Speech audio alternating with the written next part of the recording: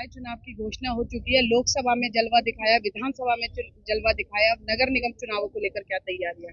देखिए, भारतीय जनता पार्टी और उसका कार्यकर्ता हमेशा मैदान में रहता है और चुनाव कोई भी हो, लोकसभा का हो, विधानसभा का हो या निकाय का चुनाव, हमारे कार्यकर्ता पूरी तरह से तैयार है।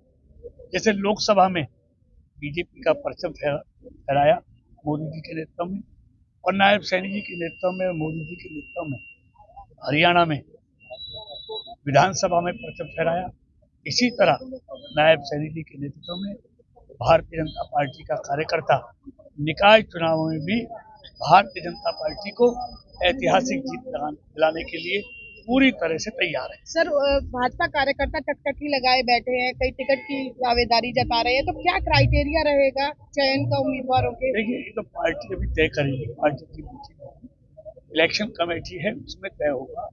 और मैं समझता हूँ सारे कार्यकर्ता हमारे सक्षम हैं, सारे जिताऊ हैं, लेकिन सबको लड़ा नहीं सकते, क्योंकि चाहे लोकसभा का चुनाव हो, चाहे विधानसभा का चुनाव हो, चाहे निकाय चुनाव हो सकते हैं, सब में एक ही उम्मीदवार उतार सकते हैं।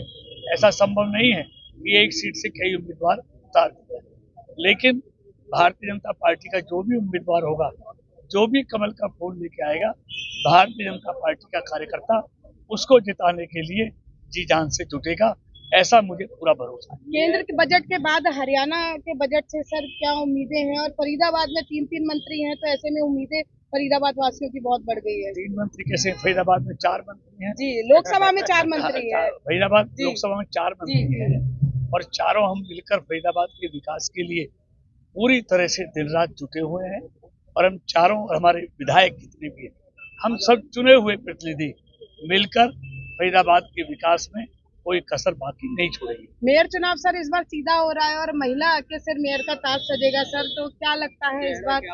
देखिए, महिला को सशक्त करने के लिए मोदी जी सरकार और नायब सैनी सरकार पूरी तरह से दृढ़ संकल्प है। निकाय चुनावों में भी और पंचायत चुनावों में भी हमारी सरकार ने उनका 50% रिजर्वेशन किया और मोदी जी की सरकार ने, एनडीए की सरकार ने अब पीछे महिला सशक्तिकरण जो विधेयक जो लेके आए हैं, उसमें विधानसभा और लोकसभा में महिलाओं के लिए 33% आरक्षण की व्यवस्था कर दी।